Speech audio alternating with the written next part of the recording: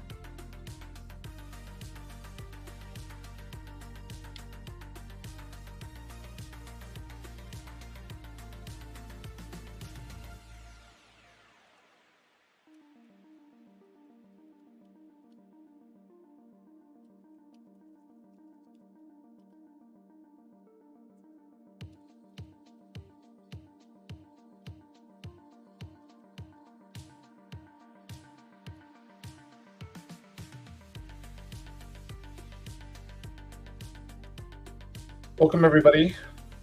Don't have anyone viewing yet. That's okay.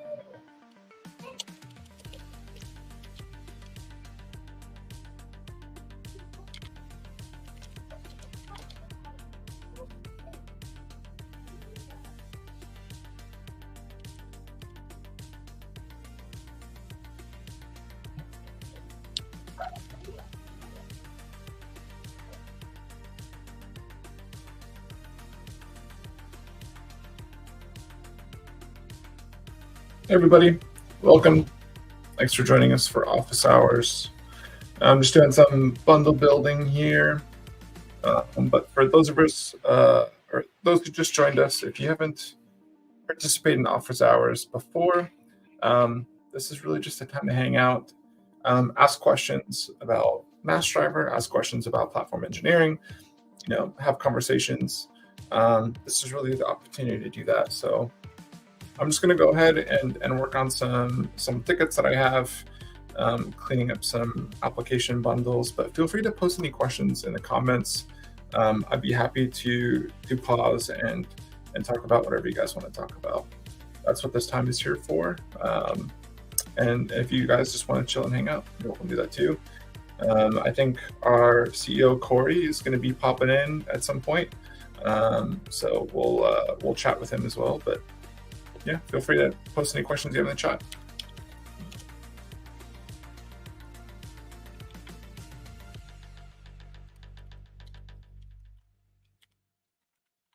Let's see, what do I want to do here?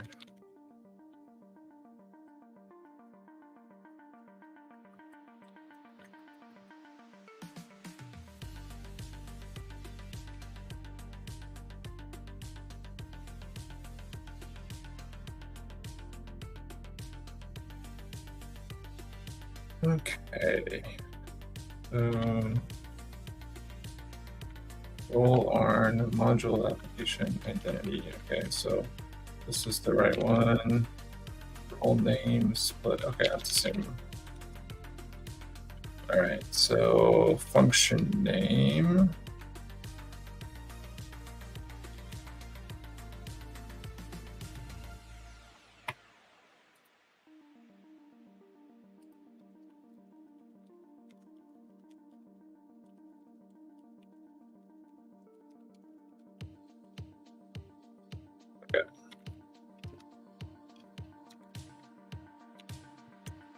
Role ARN, so this is going to be that's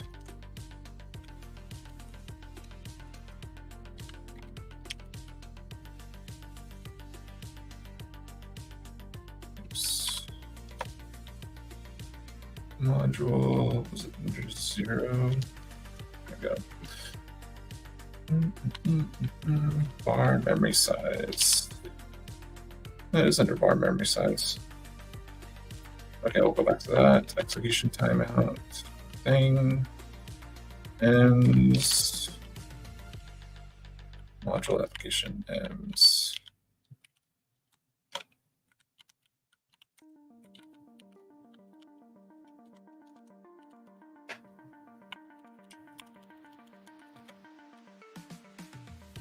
X-ray.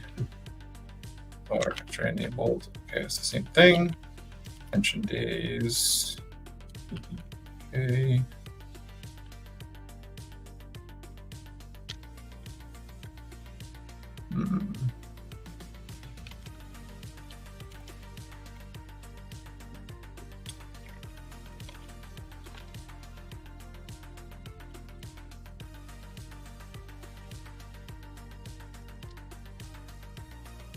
Okay. So we need to find memory size.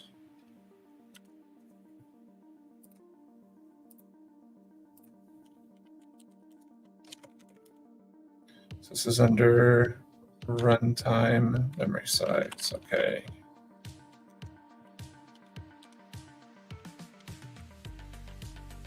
And execution timeout is under runtime X-ray. Is it really dash? Oh boy, it's dash. Okay. Observability X-ray. Oh, okay. So this is going to be observability.xray.enabled. Wow. Okay.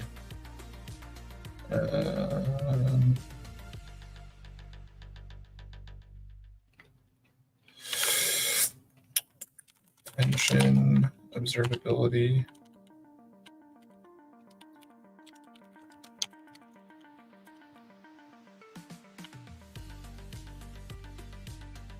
Is that everything? Let's bump this ref. What is it?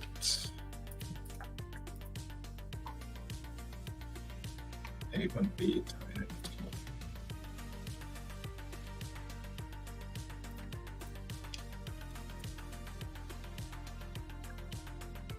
This looks good. So anybody who's tuning in and watching, all I'm really doing here is I'm essentially moving these Terraform modules from the Terraform modules repo, like the underlying resources that represent a Terraform module for an application bundle.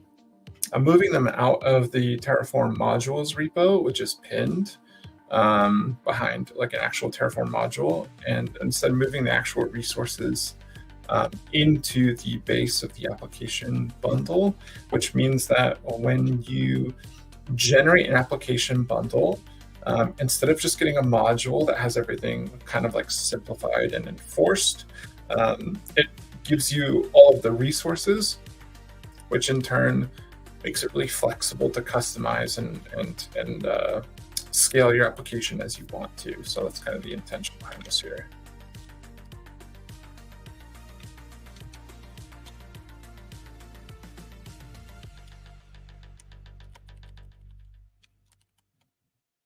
Runtime image. So image. Okay, so this one needs to be fixed too. This one's runtime.image.uri and runtime.image.tag. Looks good, looks good. Okay.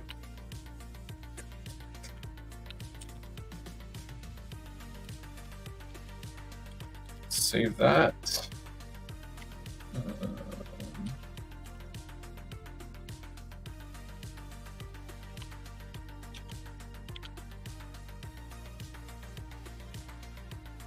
This is observability.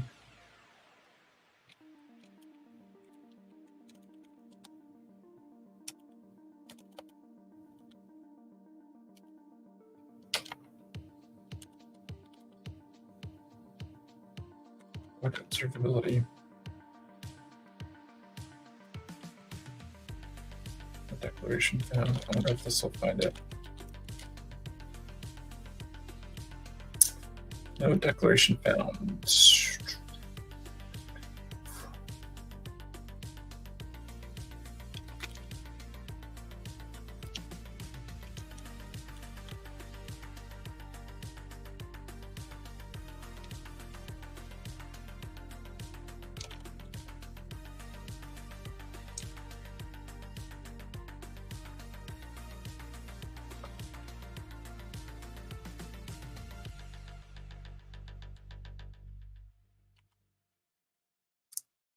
Observability alarms. Yeah, that should be right.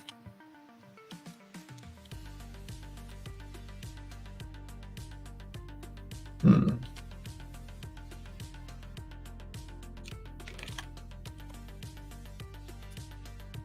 do we do this in...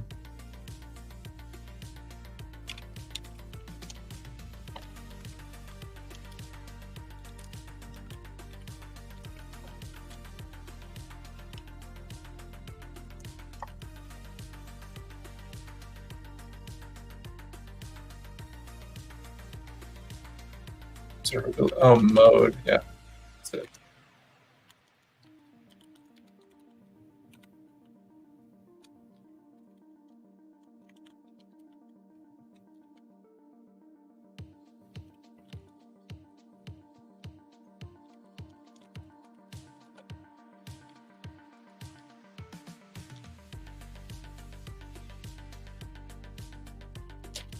Yeah, mode.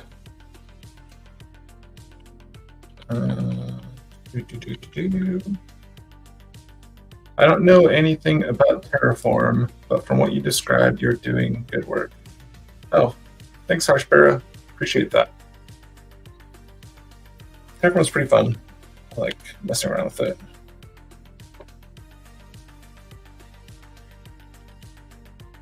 Are you using anything else other than Terraform? Like any kind of IAC, whether it's like Gloomy, Ansible, Bicep, CloudFormation, anything like that?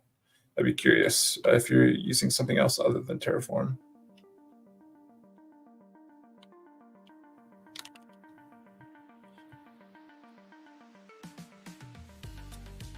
So this needs update function arn.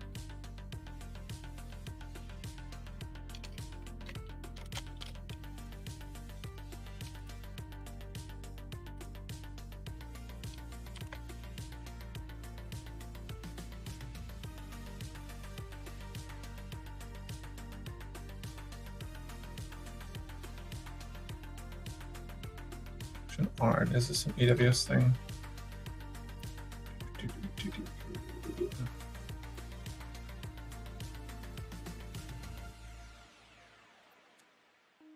AWS lambda function.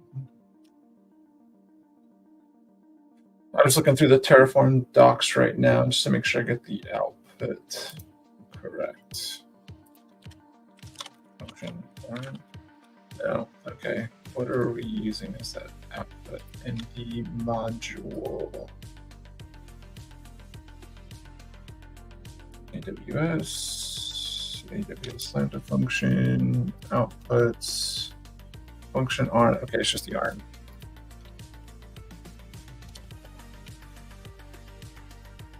Do.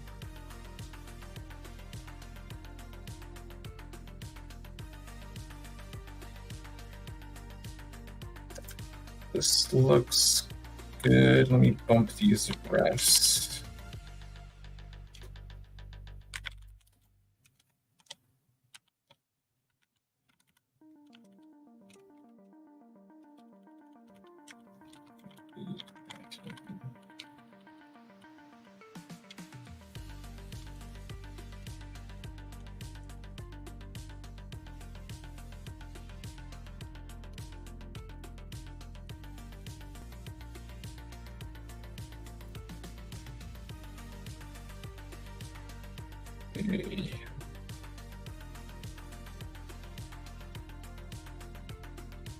Good.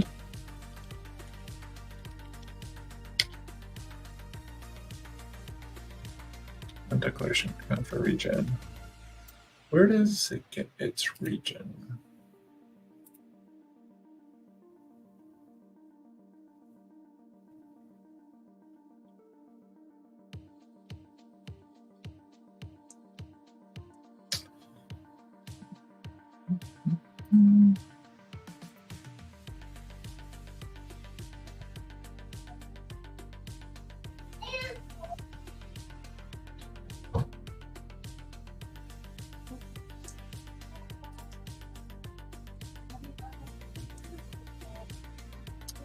Must be the actual application template.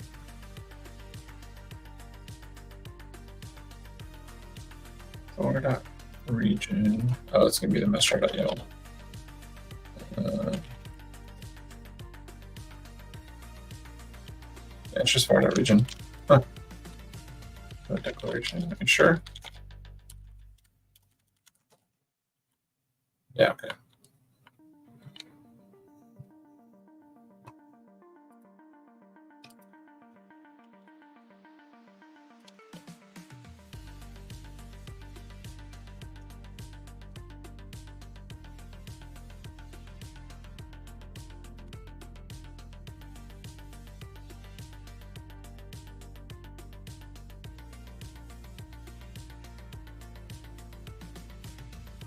This is interesting. Oh, wonder.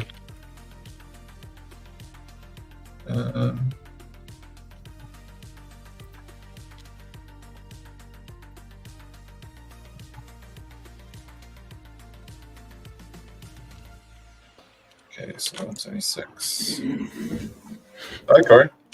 Good morning. How's it going?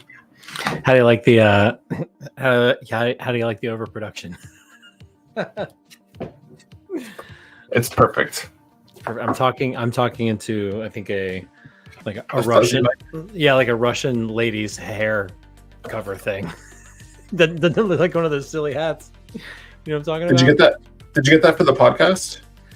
Yeah, I got some studio cans. You know, the 10A microphone on my laptop just wasn't cutting it. Yeah, I don't blame you. Oh my gosh. Nice. What you doing? Doing good. I'm just I'm just bundle building. Ooh. Some Terraform. Some lambdas. We like lambdas. Yep. Lambdas are good stuff. Yeah, it's just moving stuff over. How you doing? What's new with you? Doing good. Just doing a bunch of copywriting for the site, and Lou and I are getting some new marketing things set up. But man, it's been wild. We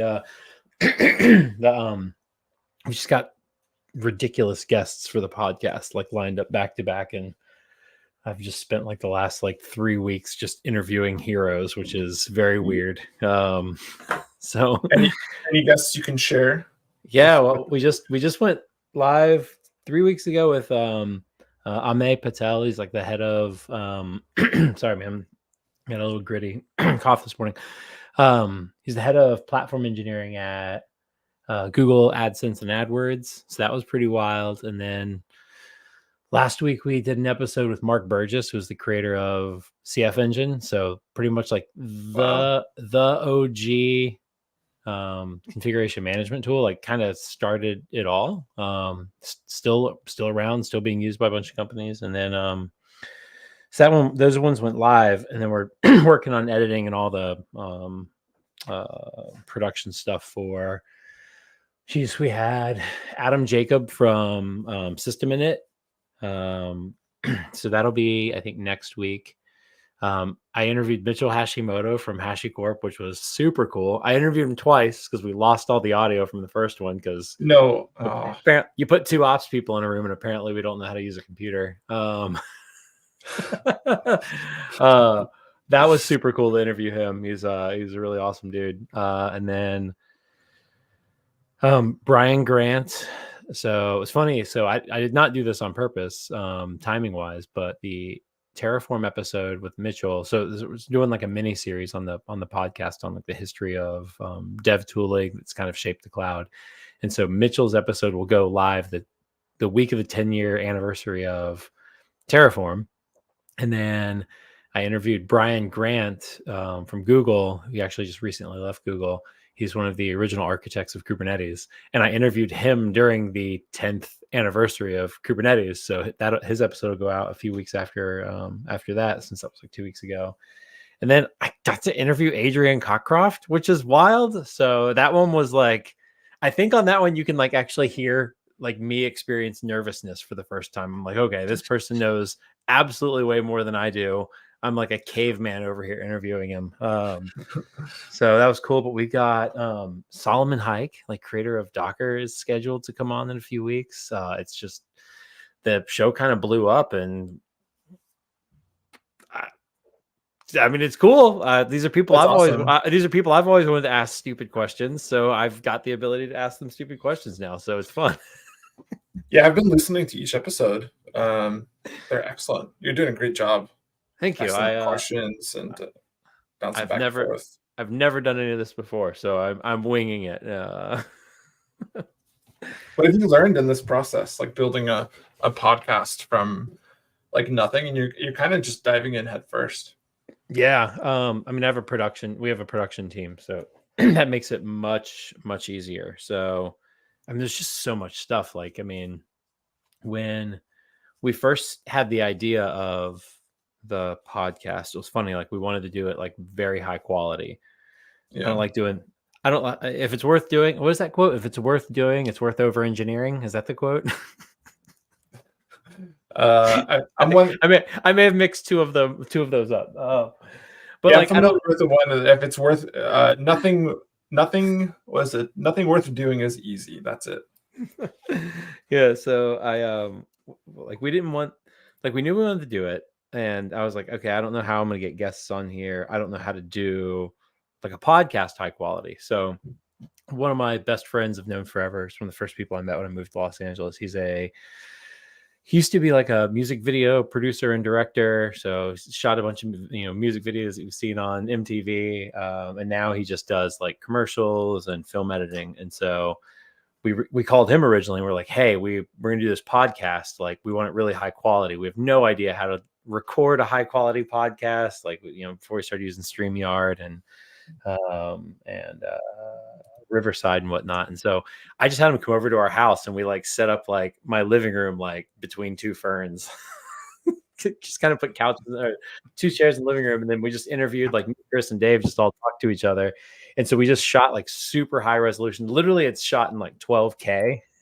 And he downscaled it to 4K. He uses like high-end film cameras. So like originally the video production was super great. And we shot all these episodes just to like give me time to figure out how to like start a podcast. Like, we had content, we could put it out there, but then like gave me plenty of time to like figure out all the moving pieces while we had like, I could release episodes. So we recorded like 9 of these, but once we got to the 5th one, like that's when like people started like reaching out about coming on the show. So like we've still got those episodes that we haven't launched at all, but like now like that essentially bought me like 5 to 7 weeks to figure out like how everything else works. So I found the production team. So it's like, you got to find people to come on the show, figure out what works for their schedule, like write the questions. Like, there's all like the show stuff, but then there's like, okay, well, it's a 45-minute podcast. It's an hour of video, and it's, me and the guests just like stumbling over stuff for the first couple of minutes, right? Like introductions, like bunches of ums and uhs. And so like the production team has to do all this like editing just to get like the noise out. And then there's like all the balancing. So there's so much stuff. And then it got to the point where they were like, your audio equipment sucks. Like, your guests' equipment is all great. And like, I was recording on like the wired, like headphones that come with like an iPhone from like 7 years ago. The Apple Buds. Yeah. And like everything outside you could hear, like around an episode, you can hear like birds chirping, like helicopters flying over. Yeah, so that was just like getting all the right equipment took a while to figure it out. Like, I've got like room dampeners, and I've got that like TikTok influencer silly goose light thing in front of me, so I can like change my skin color. Interesting. Yeah, got it. Let me do this real quick. I'll show you guys how vain I've become. Oh, look at that! I'm a little bluer. I think does that make me look older? Is that what I'm going? It looked you look less tan. less tan. My Florida skin does not like that. Oh, there we go. Yeah, there we go. That's some Florida right there. Let me We crank need this some. tab. We need some orange Oh, in here. dude, I have no idea how this thing works. Hold on a second. It's got 4 buttons and it's confusing. Oh yeah, there you go. That's some South Florida look right there. Yeah. Oh crap, I messed it up again. Yeah, so like just like I'm not a gearhead normally. Like I'm very like caveman about like all my stuff, all my equipment, my phone. Like I got a tiny phone, broken screen, like I don't care. And so like just getting all the equipment was like overwhelming to like figure out like what to get. Like there's so much stuff, silly things like this thing. So like just getting all the equipment was a pain, figuring out like how to do it. Like we had to build a second site for the podcast. I'm trying to keep it all separate from Massdriver 2, just so there's no, like, so we can bring on other guests from other companies and not have it too biased. So like separate org, separate domain names. Like then we had to set up like another Webflow instance to put like the content, setting up all the stuff for streaming to the 300 places we stream it to or upload it to, or I guess it's RSS. So there's so much tedious stuff. But the production team makes it easy. So I just kind of show up and try not to sound too stupid. That's about the extent of my of the things I have to do now, which is kind of cool. Nice. Yeah, it's been fun watching this evolve. I'm glad you guys. Yeah. I'm glad cool people are coming on to it and people are listening to it, and it wasn't just me like sitting around being a doofus for weeks on end. But yeah, so who's one person that's not in the lineup that you would love to interview next? That would be like a dream interview. Ooh, that is a good one. I mean, honestly, like I'm gonna say, I'm surprised that the people that I've interviewed so far have like come on the show, right? Like, I mean, I'm, just like reach out to Adrian Cockcrofton and respond. Like that one was already like, holy moly, like he is, so much of the cloud is based off of like his work, right? Like they were one of the early AWS customers. They kind of pushed AWS to making a lot of the services that AWS offers. So like that was pretty wild in and of itself. We know Kelsey, he's one of our advisors. I talk to him, every couple of weeks, but I would actually love to do a show with him. Just because like we have conversations and he's hilarious. He's so fun to talk to. And you can hear that in like his talks, you can hear that in interviews with him, but I feel like we have so much fun when we talk. So I would absolutely love to just have him on the show at some point in time. That'd be cool. But besides that, like I want to bring Charity on at some point in time. She's one of our other advisors. I think I'm probably going to see if I can get her to come on towards like the end of the series that I'm working on now.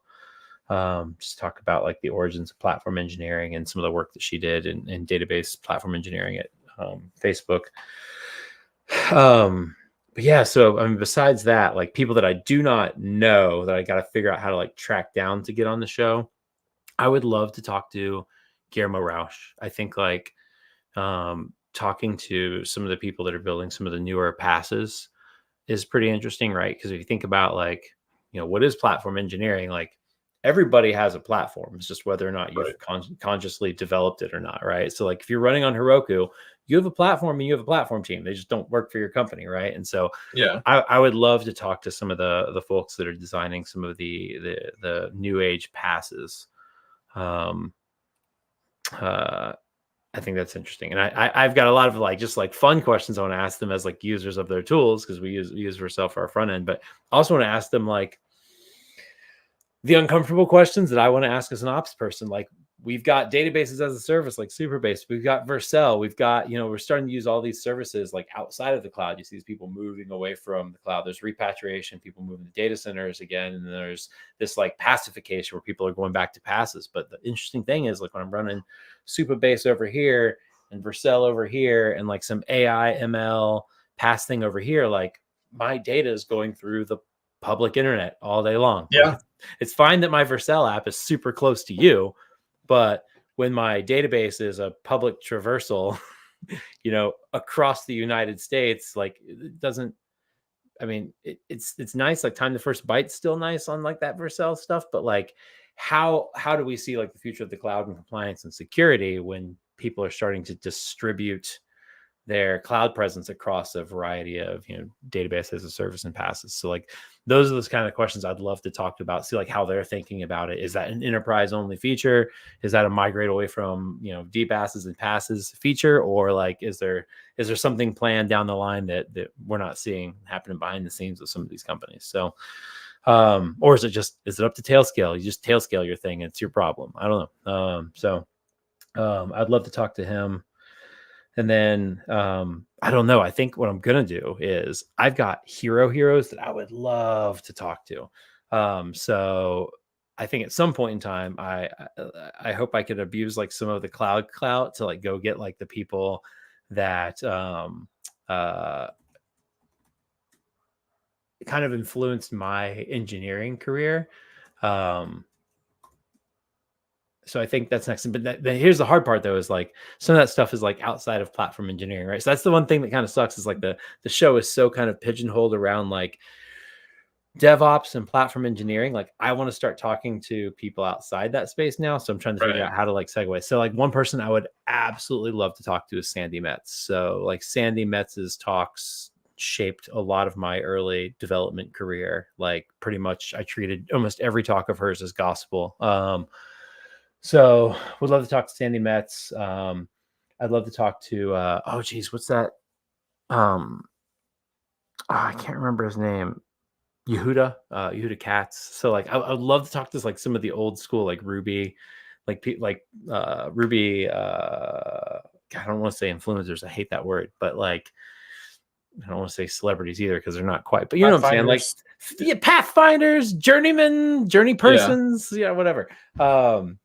So I don't know. I would love to do stuff like that. It's just a matter of like figuring out how to like weave it into the overall like platform engineering narrative. So, but that's kind of on my radar now. But I think that would be good for like different categories of miniseries, talking to essentially different roles in the industry, right? Yeah. Miniseries on developers, miniseries on DevOps. But we're already like, I'm like, people are like people are emailing to be on the show. Like, hey, I want to come on and talk about this. Like, I've got a startup in the space, right? Like, we're friends with a bunch of people like in our space, like competitors. And it's like, I want them to come on the show, but like, we're already booked through October, which is insane to me. Like, I'm like, we recorded these 9 episodes originally because I was like, I don't know how in the hell like we're going to get content. Like 9 episodes, 2 weeks apart, like buys me a lot of time if we were pre-record some like stuff with like me, Dave, and Chris just talking. But like I texted Dave and Chris yesterday. I'm like, we've got like 4 more of these like canned episodes that we recorded. I'm like, when do I post these? Like I've got like awesome guests through October. So we're just gonna like release those on YouTube, I think.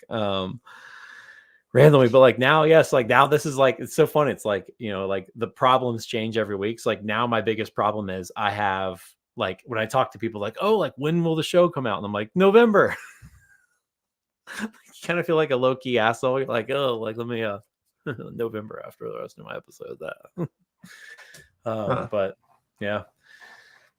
That's a good problem to have. It is a good problem to have. We actually had somebody reach out to sponsor already, and I was like, I don't even know, like that's a good problem to have too. Like you got to figure out like how to do sponsorships and whatnot. So like kind of paused on that until I can just figure out everything else out. But that's cool. Yeah. So yeah, and then if we do any conferences, I want to try to figure out like how I can like swing in a live stream. Still like figuring out the tools. Like we're using Riverside now, but I was on somebody else's podcast the other day and they were using StreamYard. So you did the whole recording of StreamYard. It was nice because you can cut the music in, you can put in titles, the little Chiron things at the bottom, and then you can do the streaming to all the other platforms live at the same time. So I might switch to StreamYard just so we can kind of unify tools. But yeah, it's going pretty good. Nice. Yeah, I'm excited. I'm enjoying the episodes for sure. I want to have some like, I don't know, I want to like slide in like they all seem so serious right now. Like, I would love to slide in just like a goofy one. I don't know how to fit that one in there. Like maybe every 4th episode is just straight bullshitting. Like maybe it's like it's bullshitting with platforms. I don't know. But I wonder if you can do like a kind of like a podcast where you talk to a competitor about being a competitor and what that space is like, Ooh. and almost be like a last man standing type of situation. You know what? There's a couple of people that are that are close enough to us that we could probably have like a talk like that. That would be pretty fun. Like the Terra team and the Terra mate guys are both fun. Although if we got on with gosh, I feel so bad saying this. It's like I've known these guys now for like a year and I talk to them all the time, but their company names are so similar. I always get them confused. They have the exact same letters as Terra mate and Terra team. Like I was just like, damn it. But oh my gosh. Let me hop on really quick because well, so sorry. I know people's names, I just don't know where they work. Yeah, so Soren from Terra Mate, he's awesome. He just moved, so he lives in Berlin, but he's in like Venice every once in a while. He's a super cool guy. Mhm. You met him at KubeCon Paris. Yep. So he'd be fun to talk to. But the Terra team guys, they bullshit and shit post as much as I do, and like they make LinkedIn a joy to check because they just post so much nonsense all the time. And I think it would be a fun show with them. I think if I brought on TerraMate and brought on Soren, we'd probably do like a lot more business talk. And I feel like if I brought on the Terra team guys, we would just screw around for an hour, which I think is also just very fun. So we've been talking about coming on, but I think like, we've got some, obviously some other interesting people that we can talk to, like that are kind of in our space, like all around open tofu. Right. So, Space Lift guys, M0, there's a lot of really interesting stuff there. So I'm thinking about possibly bringing on some of the leads that are working on open tofu and talking about like what it's like to kind of take over a big open source project like this. I think we're pretty interested in those folks are doing Koopa Martin and Ronnie. Oh gosh, I can't remember the other person's name. Like they're doing a lot of work. I mean, they're getting a lot of stuff done. And so, I mean, obviously a very important tool for the future of the cloud. So I think they're another really interesting group of people, but they got to figure out this stupid schedule thing now. It's just like, like I've got so many like big time and people coming on that I'm like booked through November, but I'm like, oh, I really like to talk about open tofu like before then. So I'm trying to figure out like how to shuffle around space and time. Yeah, that's tricky. Yeah, but I think some episodes where you're bullshitting with some people kind of like makes me think about the It's Always Sunny podcast. I don't know if you've ever listened to that. No, I have not. Wait, is it a real podcast or is it a podcast on the show? No, it's a podcast. It's a real podcast that the stars of the show run and do. And most of the episodes of them just like hanging out and talking about either like a specific episode and their experiences, their inspiration, and then just like bullshit about the entire episode that they're referring to for the entirety of the podcast episode. And it's always usually super funny. You learn a lot about, like the making of, and I think like you can kind of do the same thing with other startup companies, competitors or pseudo competitors, where you're just bullshitting about like what life is like running a startup and, the challenges and, sharing war stories and funny stories, things like that. So that's one of the things that's really fun about the series that I'm working on now. Everybody I'm talking to is either like a founder that like built a tool that kind of shaped like where we are in the cloud today, or I guess the odd man out is Brian Grant, because he was at Google, when he started working on Kubernetes. But it's really funny, like the way I kind of did each of the episodes in the show is like talking about like what was going on in the cloud and like what were the challenges at the point in time that caused them to create and like start looking at creating the projects that they worked on, which is, it's interesting to hear. And then we kind of talk through like, again, most of them are founders. It's like, Mark Burgess, he's obviously, he's got his doctorate in physics, but he was also founder of a company too at the same time, right? And so Mitchell Hashimoto and Adam Jacobs obviously founded a number of companies. And so it's interesting, like we talk about the tool, but then we kind of shift and talk about like what challenges were in the business, because all of these people kind of brought a tool that people resisted at first. Like people weren't like, oh, Terraform's here. Like, great. Like, let's do a Terraform. People were like, you want me to codify my infrastructure? Like, how dare you? Like, I'm I'm an ops person. I don't write software. And so like there was business challenges to like get people to adopt these tools. And so it's interesting talking about like, what were the cloud challenges? Okay, you got this idea. What were the business challenges? And so we kind of talked through that. And then the episodes end with talking about like, what are the challenges we're going to face from like here on out, right? Because like operations is always changing, the cloud's changing. Obviously, the way that we run software is probably going to be changing pretty significantly with AI and ML. And so it's kind of interesting to see just like their take on like the, past 20 years, including like building and exiting their companies, which is pretty wild. So they're pretty well-rounded conversations, I hope. Speaking of the AI, are you bullish on AI or what are your... Ooh, that's a tough one. There? So like all things, I think it's bullshit. Everything's bullshit to me. So sorry if anybody's listening and you read the DevOps is bullshit article. Everything's bullshit to me. It's all bullshit. That's what makes it great. So I'm torn. So like, I don't think that I think of I don't know. I don't know if we've talked about this before. I get asked about it a lot when I'm on podcasts, but like, I have a theory. So I think it's useful, and I think there's a lot of places where it can do a lot of tedious shit for us, which is great, right? So when we did the reversing Terraform pod or webinar a few weeks back, reverse generating Terraform. So generating Terraform from cloud resources.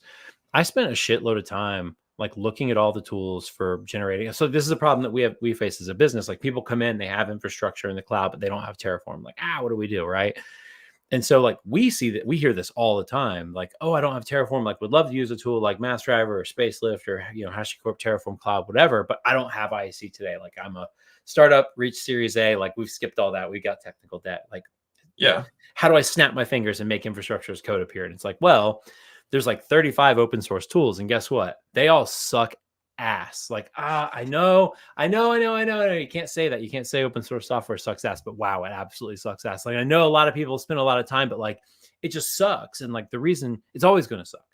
And the reason it's always going to suck is you can't just point at a resource in the cloud and say, give me some Terraform that looks good, because Terraform that looks good changes depending on like where your company is and how many ops people and what level of maturity you are and what your compliance and security looks like and how you're executing this stuff, right? Like there's so much. I feel like I know who that is. I said Carrie, not Corey, but I know that's what makes me feel like I know who it is. Hold on. I'm gonna Slack somebody really quick. I want to see if that was who I thought it was. If it's not, then I hope he hops on and gets. Can we just take random people? Can we add people to the backstage from? We can invite them. Oh my just gosh. click on that invite button on the bottom. Hold on a second.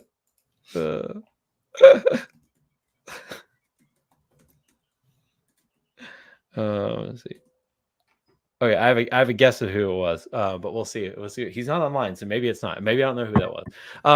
So anyway, all these tools, like they're fine. They do what they say on the box, but the problem is like really good infrastructure as code really depends on your organization, and it's very hard. It's one thing to write a module that works for many organizations, but then like how you organize and do all of the automation around it, like really depends on like your team and structure, et cetera. Right. And so generating good Terraform, like you have to have like a bit of understanding of how the business works. Like the code itself isn't just going to be great. Right. Right. And so, and there's companies that are like, that solve this really huge problem of like, I don't have Terraform. What do I do? And you see them folding and going under. Right. And so like this idea that people be like, oh, this is going to like, we need this. Like 70-something% of companies don't use infrastructure as code. Like there's a huge market for like being able to generate IAC well. And so one of the places we use AI is we use it in generating our IAC. And the reason why is it's pedantic. Like when you look at our prompts, like, and when we did the webinar, like that was like an early version of our prompts. Like we have some better ones now that I'll be releasing in the near future. And we may incorporate this into the Massdriver CLI at some point in time. But like my goal now is just kind of keep it as a separate tool, just so it doesn't feel so like production worthy. But the catch though is like there's like 15 prompts that happen back to back to back to back. And so they're very tight, very specific around like a set of mutations that we want to do. And if I just run that entire prompt chain, the code is almost always shitty at the end. But if I run it like step at a time and see what it's doing, I can kind of correct it. And now what's happening is like I'm correcting it a lot. I'm like, hey, like you missed that. And then when it gets to the point that it's right, I can pipe it into the next one. I literally pipe it. So I use a tool called Mods, MODS. It's by the Charm Bracelet Golang team. Charm Bracelet does like the Lord's work and Golang development. So many cool CLI tools, but Mods is a wrapper around ChatGPT, Claude, whatever you want. And so you can actually just Unix style pipe stuff through AI, which is pretty rad. Interesting. Now the thing that makes this useful for us is I've done a ton of, I've been writing Terraform now for almost 10 years, right? So I've seen a lot of Terraform, I've seen a lot of different orgs. And so like when I see a piece of Terraform, not only can I like, let's say you give me a chunk of Terraform that's written really well and series of modules. If I'm familiar with that team, I can probably tell you what will or will not work about like just the interface design and like the module design for like that team's dynamics, right? And so when I'm generating Terraform, I'm thinking about like who it's going to be used by. And so I have these 15 little steps that happen to do these tiny mutations. I'm checking things as they go through. And so it is tedious. It takes me maybe 30 minutes to an hour to generate a Terraform module versus 15 seconds for, the Google Terraform tool. But mine comes out very well scoped and working well for some organization, where the Terraform one or the Google one just dumps a wall of Terraform. Yeah, right? yeah. And so the catch there is like I have to look at each one of these steps. Now, if I did this Terraform by hand, it's going to take me like 8 hours. So it's saving me time, it's saving me a ton of time. It's still tedious. I still feel like I'm like babysitting something, but there's not like a good full pipe running that works well. And sometimes I'll get that full pipe run and it will come out, but it's more often than not that I'll see like step 7, like it'll do something funky. I have to give it some additional prompts to correct it, and then I can kind of continue. And so like, I think that stuff is great. Now, where I'm bearish on it is like what our expectations are. And so this is where I get like a little more highfalutin about it. And I'm not a AI or ML guru. I am a Cro-Magnon man. But I call it as I see it. So what gets interesting is like when we think about, if we rewind like a year ago, people weren't like having maybe a year and a half ago, we weren't having the developer panic. We're like, oh shit, is this thing going to take our jobs?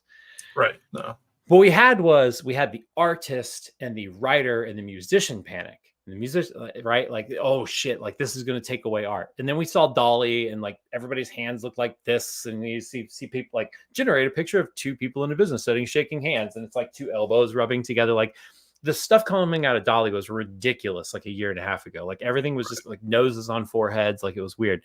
And people were like, it's going to take art from us. And then what's interesting was like, we kind of saw that it wasn't, like it was goofy. And then like a year passes and now it's like, whoa, like it kind of did take art from us. And developers are still panicking. But like when you see stuff come out of AI and it comes out like, hey, give me a picture of this. Give me a photorealistic picture. Like a lot of our art on the blog is AI generated. Like, give me a photorealistic picture. I have the same prompts of Jimmy. And so like there's a persona in our ChatGPT thing, like Jimmy, which is like this tough space warthogs. That's who's under the helmet of Massdriver, right? So I got my prompt like, oh, give me a photorealistic of Jimmy, like doing something. The prompts come out great. Looks great. But then I'm like, hey, give me a Terraform module that makes an S3 bucket do something silly, and like copy and paste it. And like Terraform's like, that's not even valid Terraform code. And I'm like, this is great. And tell AI like, hey, you got it wrong. And so when we look at like the scope of like what has been put into this thing, authors, artists, musicians, best work is on the internet. Spotify isn't my fucking garage band from when I was a kid, right? Spotify is Michael Jackson. It's Beyonce, right? It's Decemberists. It's great bands, right? Authors go through editing. They get published. Like the best stuff gets put on the internet. Your creepypasta is still on 4chan someplace, right? Like, but so like the best of the best we're putting out there constantly for the arts. Behance, Dribble, designers putting their best works out there where they want to attract talent, right? So we're actually training AI on like the best art, and that's why it's getting so good. but we train it on the shittiest code.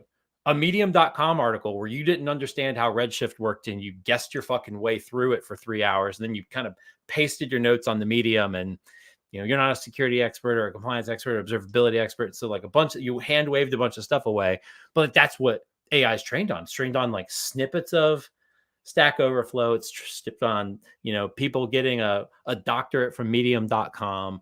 And then it's trained on like point in time snapshots of code in GitHub or whatever that you don't know why it's that way. Like, you're missing the context, right? So like, there's like experience and exposure. It has the exposure to the entirety of the internet, but has no experiences. It doesn't understand context, right? Like, it can write a new episode of Star Wars, but it could not have written the original Star Wars, right? And so when you get to code, it doesn't have the context of why we got to where it is, how it got there, what were the business constraints, how this thing operates in production. It's missing metrics, it's missing, service architectures, it's missing a whole picture. And so I don't think it'll ever get to the point where it's going to be able to like take engineers' jobs, because we don't give it a good enough picture of like what the world looks like to do it well, right? Like, having, Pulumi's AI generate a Kubernetes Pulumi module doesn't support Pulumi in production. Or not Pulumi, sorry, doesn't support Kubernetes in production, right? So like I don't think we have to worry about it. So like, I think like, it's funny, like, I feel like the best places for it as an engineer is like very like tight places, like little like blocks of code. Like, I want like 80% of this work done. Like, I just don't want to type so much, right? It was really funny when I was talking to Mitchell. He was like, I think it's going to reduce RSI. It's like, actually it might. Like, I was doing something this morning. I was like, oh, I need a Docker compose file. It's going to be like 100 lines of YAML. And so I just generally described what I wanted to ChatGPT. It generated the whole thing. I pasted it into, and I know I should have used Copilot. I know I like the extra step, chill out. I pasted into VS Code, and then I just changed like the 3 fields I needed, and I'm on my way. Like, I was like, oh, I typed 15 characters to get 100, line Docker compose file that did the thing I needed it to do. So I think that's where I'm a bit bullish on it, is like helping us do all the tedious tasks. And like, I do things like sometimes I'll be working in Go and I'm like, I don't know how to do this in Go, but I'm like, oh, I know how to do it in Ruby, or I know how to do it in Elixir. So I'll literally like write the code in Elixir, and then I'll just paste it into ChatGPT, and I'll be like, rewrite this using, idiomatic Go. Yeah. So like those like direct translations, I think it works well, but like sitting down and being like, hey, generate me, I'm going to be a no code AI tool for developers, like generate me an e-commerce business. It's like, it's not going to do close that, to there. right? So, I mean, I'm bullish and bearish. I'm bullish on like realistic use cases of the thing, bearish on, are we going to have... It might get to the point one day where it'll replace junior developer jobs. Or at least, like, I can definitely see AI in terms of development being a tool that developers will use to just speed up their work, to make them more efficient. I think that's where it gets to, like, will it take your job or not, right? Like, I think there's a paradox. I think if you think AI will take your job, it will. If you don't think AI can take your job, it won't. And the distinguisher there is like you understanding enough about what you're doing to understand like what sets you apart from, artificial intelligence, as if your intelligence wasn't artificial. Sorry. Little simulation argument moment. But I think where you'll see like it taking jobs is, it's not that it took your job per se. It's not like somebody's like, oh shit, fire 75% of the team. We bought an enterprise ChatGPT plan. Like, yeah, it's probably going to be more along the lines of like, I'm building my company. I've got 5 or 10 engineers. They're using AI. And like, I don't, if this was 5 years ago, I'd probably need 20 or 30 engineers. But like now these people are just much more efficient, right? Like even troubleshooting. Like, I think we're going to get to the point where we're going to see like, will AI be able to help you solve a production outage? Maybe. But I think what we'll probably see is it'll probably help us like pinpoint production issues. And then you'll probably have to have like some mix of human reasoning about what's going on. And like, okay, like give me the commands from, Stack Overflow real quick to fix this problem. So I think that's probably where we'll end up. I mean, obviously 10, 20 years from now, who knows? But like, I don't think we're going to see like massive layoffs from AI. I think we'll see reduced hiring from AI. Yeah, that'll be interesting how it impacts, like, because I mean, you said it yourself, the survey, you've quoted the survey in your articles a couple of times about how many engineers there are in the industry these days, right? Like, it's 20, growing, and it's like 27 million. There's more software developers than people in Australia. So it's like, good eye, Mike. That's a weird country. Sorry. yeah. And that's growing because Hey, it's free, development everybody. is, Yeah, it's right. So like we need more software it's so developers. lucrative. It's still lucrative. I mean, we're going to need more software developers, right? Like a couple of things are true. Like we're seeing like cloud repatriation, but we're not seeing like brick and mortar repatriation. People are just like, hey, you know what? This fucking e-commerce thing just isn't working. Like we're gonna go and buy some land and build a building. Like there's not a whole lot of that happening, right? So it's like as everybody slowly becomes software companies, like you need more software engineers, right? And Yeah. I don't know. We just keep making people and we're not making land. So, you know, as we start flying off into space, we'll probably need a couple of them out there too, right? So Yeah. okay, Yeah, I'm definitely. Sorry, I was gonna say I don't think who I thought this was the person that said it. So I don't know who said that, but I probably love you too, whoever your name is. Lou said it's someone named Serge. I don't know if I don't want to say his last name on stream, but yeah, we'll keep it off string. Okay, I think I know who you're talking about. I thought it was one of the Terror Team guys. Being funny, but I think he's asleep. He's on the other side of the world right now. What else is going on? How you doing? I'm good. You ready? You ready for Bergs? Bergs? Bergs? I'm ready. Tomorrow? You max burgers tomorrow? Yeah. I'm making ribs tomorrow. Oh, I'm barbecuing baby back ribs. Yes, sir. What's your strategy? Do you do it in the oven first and then finish them on the ribs? You smoking them, you basting them. What do we got? Let's talk ribs. I simmer them in seasoned water for about an hour to get them pretty much fully cooked. It like locks in all the juices. It doesn't cause any evaporation, so they get like a really good seasoned cook in some heavily seasoned water. Then I bring them out in a cooling rack, let them dry, let them cool, and then I smother them in some barbecue sauce, typically a mix between Kinder's mild barbecue and bone sucking sauce. So I mix that up. And then slather it on, and then on a scorching hot grill, I just sear caramelize for about 20 minutes tops, and then they come out, and like when you bite into it, they're not the fall. I don't like the fall off the bone type of ribs. I like it's kind of weird, but I like working for my meat. But like when you sink your teeth into my ribs, can you say that on StreamYard? Juicy. Yeah. Yes, I can. You can say anything you want on StreamYard. I work for my meat. It's on LinkedIn forever. Yeah. That is awesome. I really wish I was doing a good smoke tomorrow. We invited the neighborhood over, so there's going to be like 16 kids and like 8 adults. So I'm just going like package hot dogs. I'm like, I got too much stuff going on. Yeah. But, oh my gosh. I'm doing homemade mac and cheese too. Ooh, which is dope. Man. I love dry rub ribs, but I love a good caramelized, like sticky, like ribs like that. Like yep. I love them both, but like that. Ooh. Oh yeah, I'm going with the latter tomorrow for sure. I might have to smoke something this weekend on the grill.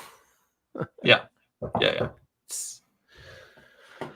Should be fun. Should be good. We're making some cornbread too, and some roasted Brussels sprouts.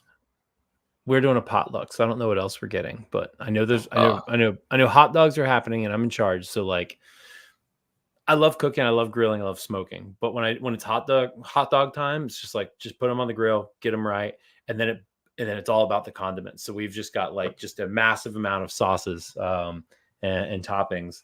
But I can't wait to see what the neighbors bring. I hope somebody brings some mac and cheese. I would kill for some good mac and cheese. Mac and cheese is good. Deviled eggs. I love some deviled eggs. Mm-hmm. That's really good. Yeah. You never know with potlucks. You never know, like, if somebody just wasn't really attentive to their hygiene with potlucks. You know, I've gotten food poisoning from a couple potlucks before. Somebody roofied the macaroni. Sorry, weird. Yeah, like potlucks. Yeah, they're a potluck, I guess. But yeah, I've definitely seen people where like they've just like they're like I didn't want to be here. I know they didn't want to be here, but they didn't want to have to like do anything, and so it's just like they just show up with like a bag salad from like Ralph's or some shit. It's like not even open. Yeah. Like, yeah, the packaged dressing is still in there. You didn't toss that thing yet. But yeah, I'm looking forward to it. The problem I'm trying to solve though is like we got a lot of people and I don't have a lot of shade. So we're gonna spend the evening tonight like putting up some umbrellas in the yard and some like misters and stuff like that. So I got to go do a late afternoon Home Depot run. Just so we don't have like kids dying of heat exhaustion in the yard. Are you guys doing fireworks tomorrow? I don't know. Like, I mean, we're in East LA, so we're doing fireworks whether we want to or not. It's been the 4th of July since like June 1st in East LA. But like you can't see any of them, you just hear them. And like, although I did see some last night, I was driving home last night and there's literally somebody just firing off mortars from a fucking like 7-Eleven parking lot. I'm like, that's absolutely illegal, brave, out in public, and so loud. But yeah, you don't really see them. And so I don't know, that brings me back to my childhood. People blowing out M80s in like mailboxes and stuff. Yeah, dude, it was I was sitting at a red light. I'm like, it's funny, like my parents are in Tennessee. It's like 8:00 at night and they FaceTime me. I'm driving. So I'm like, oh, somebody must be dead. Like, why am I getting the FaceTime in the middle of the night? So I answer. And so it's already like weird. It's like the angle's odd. Like it's like down on my charger or whatever. And my parents have just been partying with their relatives and getting ready. Their anniversaries on the 4th of July. So they always get wild and out like 48 hours beforehand. And I'm sitting at this red light and I'm right next to the 7-Eleven and somebody lights off one of these mortars and it just absolutely scares the shit out of me. Cause I thought it was a gunshot. Like I just saw a flash of light, this boom noise that shook the car. And I just like full on panic. My parents are panicking. So I think that was the extent of the fireworks I'll see. Nice. Yeah. It's a good way to celebrate getting blown up at the parking lot. We're going to go to a park. And Noah's going to see fireworks for the first time ever. That's going to be fun. Yeah. Professional fireworks. Should be fun. Hux did get to see, my son did get to see fireworks last year. It was the first time he saw him. He was blown, like he was mind blown by the concept. He's 4. But yeah, we won't see him this year. I mean, I think the baby would be very upset about the fireworks. Yeah. Sure. Yeah. Oh man. Well, I gotta bounce, but same. It was fun chatting today. Have a good 4th, and I'll see you. Yeah, you too. See you on Monday. See you on Monday. All right. Later, dude. Later, everybody. Bye, everyone. I love you, Carrie. Have a good holiday.